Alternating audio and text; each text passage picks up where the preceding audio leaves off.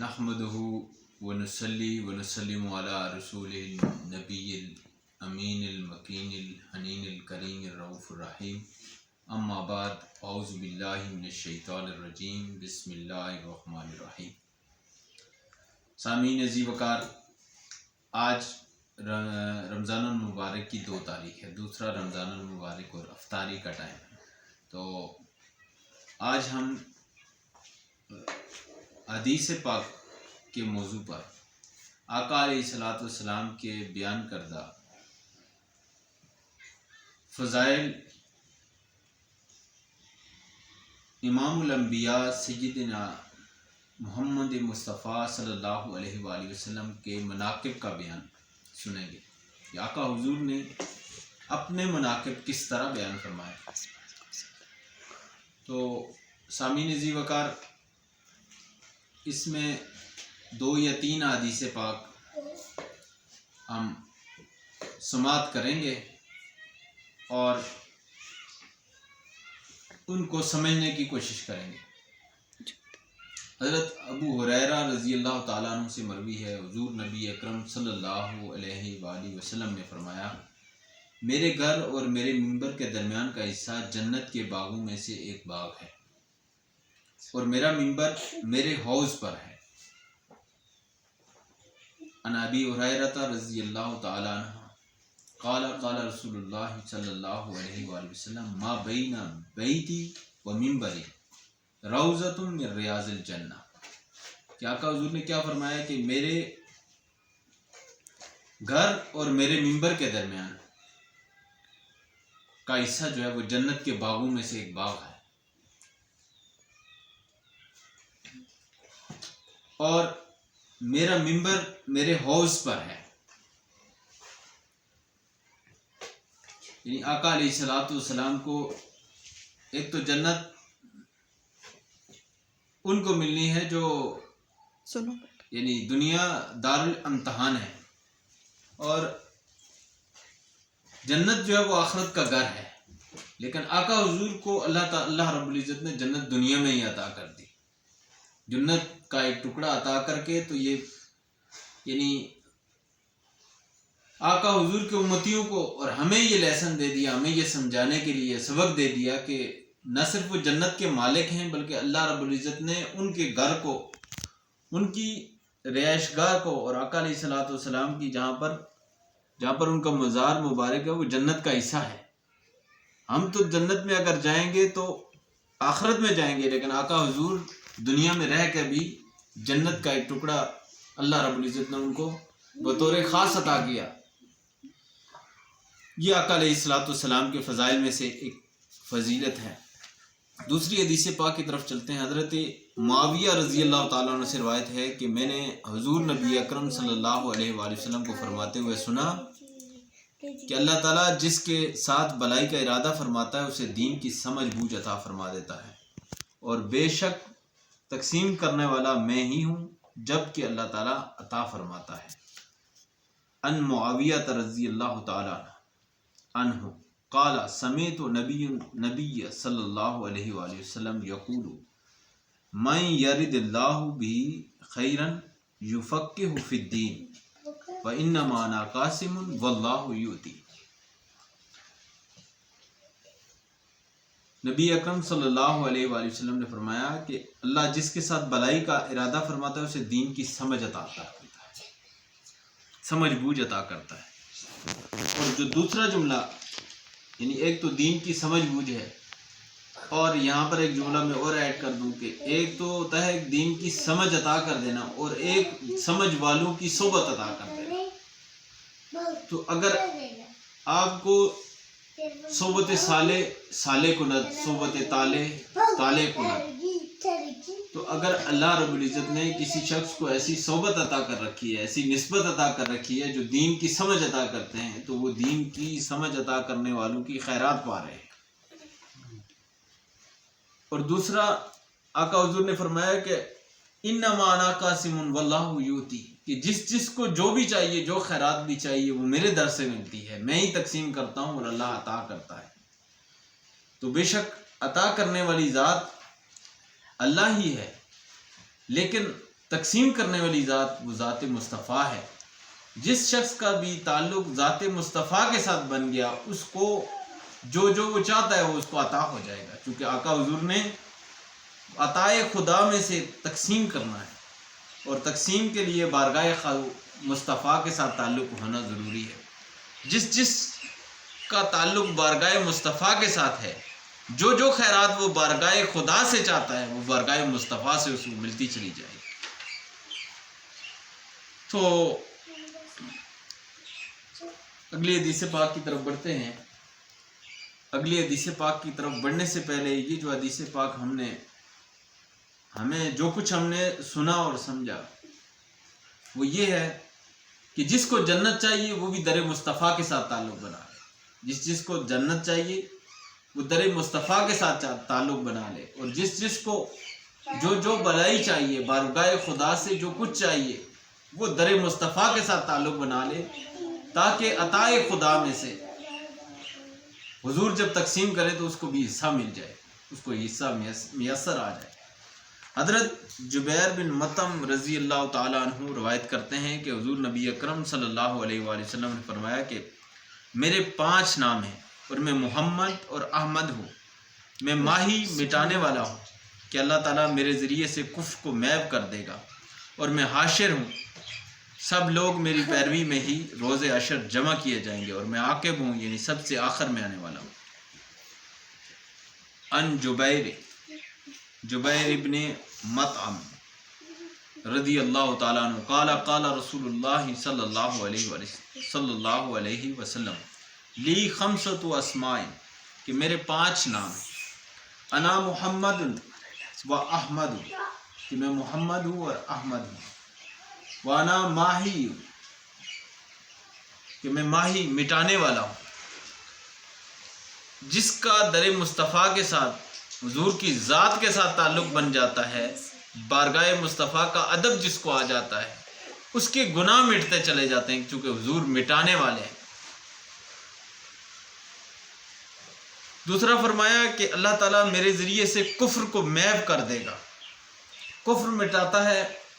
گناہ بھی جب حالت کفر میں ہوتا ہے تو انسان گناہوں میں لت پت ہوتا ہے. جب حالت کفر سے نکلتا ہے، حالت ایمان میں داخل ہوتا ہے تو اس کے گناہ بھی مٹ جاتے ہیں جو اس نے حالت کفر میں کیے ہوتے ہیں.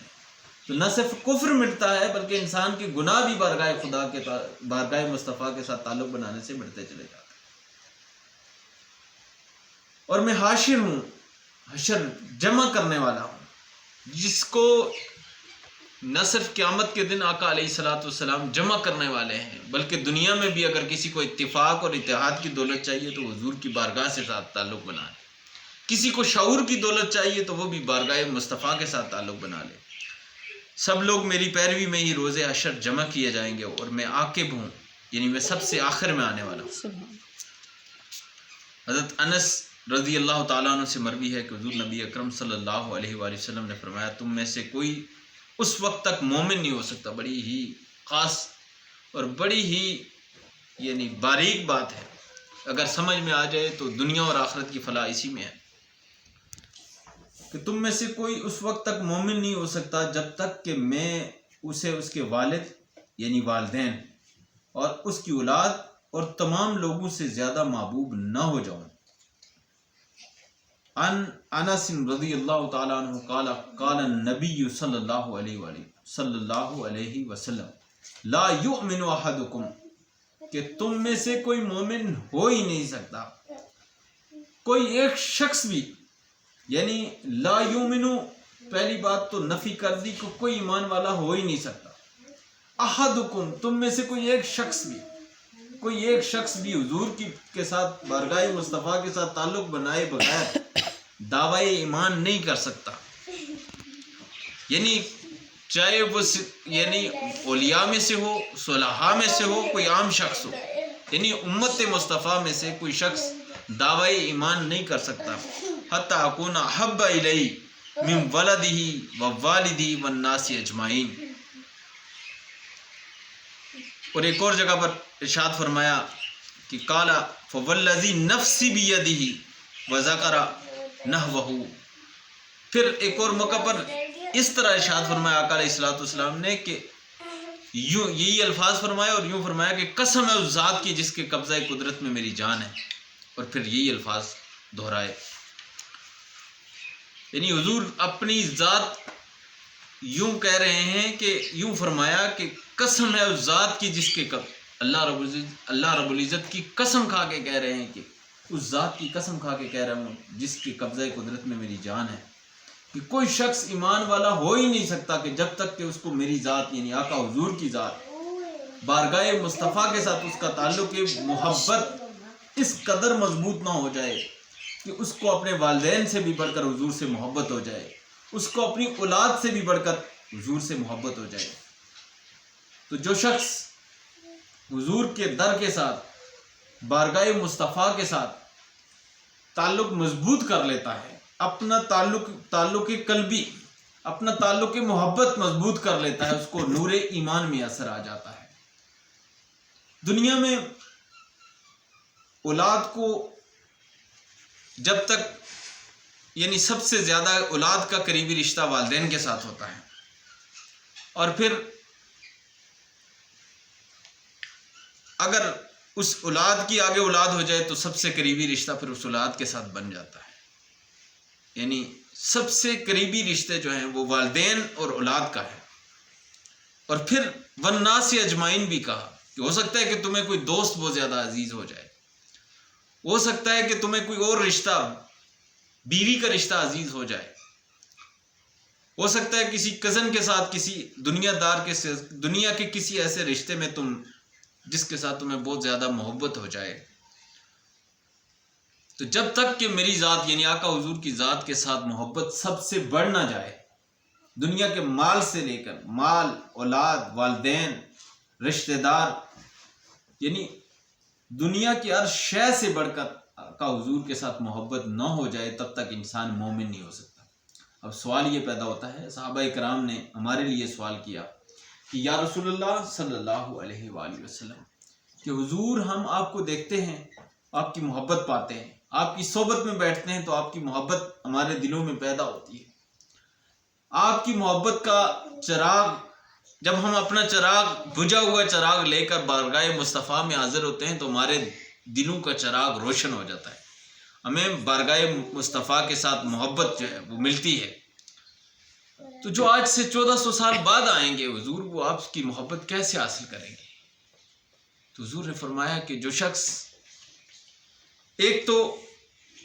وہ لوگ جو حضور کے ساتھ محبت رکھتے ہیں ان کی صحبت میں بیٹھنے سے، یعنی اولیاء اللہ کی صحبت میں بیٹھنے سے بارگاہ مصطفیٰ کی محبت حاصل ہوتی ہے،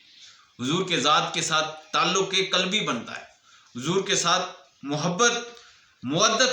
ملتی ہے. اور دوسرا طریقہ یہ ہے کہ جس کو یعنی کوئی ولی اللہ، کوئی ایسا چراغ میسر نہیں ہے جو محبت مصطفیٰ میں جلتا ہے. اگر کسی کو وہ چراغ میسر نہیں ہے، کسی ولی اللہ کی صحبت میسر نہیں ہے،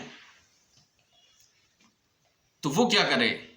وہ حضور کی بارگاہ میں کثرت سے ہدیہ درود و سلام پڑھے. حضور نے فرمایا جو شخص مجھ پر کثرت سے درود و سلام پڑھتا ہے اس کو میری محبت نصیب ہو جاتی ہے. تو اللہ رب العزت ہمیں حضور کی بارگاہ میں کثرت سے ہدیہ درود و سلام پڑھنے کی توفیق عطا فرمائے. آج 2 رمضان المبارک ہے، آقا حضور کے مناقب کے ساتھ ہم نے اس کا آغاز کیا ہے. ہم چاہتے ہیں کہ سامعین جہاں جہاں پر یہ آواز ہماری جس تک بھی پہنچے، وہ آقا حضور کی حدیث پاک کا یہ سلسلہ انشاءاللہ ہم مسلسل پورے رمضان یہ سلسلہ جاری رہے گا، تاکہ ہمارے بچے بھی سنیں، ہماری فیملی اور خاندان والے بھی سنیں، اور ہمارے قلوب و اذہان کو بھی آقا حضور کی محبت نصیب ہو. اور جو شخص جہاں جہاں پر یہ ہماری بات سنے ہمارے لیے بھی دعا کرے کہ اللہ رب العزت ہمیں بھی حضور کی بارگاہ میں کثرت سے ہدیہ درود و سلام پڑھنے والا بنائے، ہمیں بھی اولیاء اللہ کی صحبت اختیار کرنے کی توفیق عطا فرمائے، تاکہ ہمیں بارگاہ مصطفیٰ کے ساتھ ہمارا تعلق قلبی مضبوط ہو، تاکہ تعلق اہل بیت مضبوط ہو، تاکہ تعلق صحابہ کرام مضبوط ہو. حضور کے عاشق جہاں جہاں بھی جس نام کے ساتھ ہیں، چاہے وہ اہل بیت ہیں، چاہے وہ حضور کے غلام ہیں، چاہے وہ صحابہ کرام ہیں، چاہے وہ اولیاء اللہ ہیں، چاہے وہ حضور کا کوئی عام سا امتی ہے، ہر ایک کے ساتھ محبت، مودت، اخلاص کے ساتھ پیش آنے کی توفیق عطا فرمائے۔ انہی الفاظ کے ساتھ آج کی یہ گفتگو یہاں پر اس کا اختتام کرتے ہیں، ہدیہ درود و سلام کے ساتھ۔ اللہم صلی علی سیدنا و مولانا محمد و علی آلہ و صحبہ و بارک وسلم وما علینا الا البلاغ۔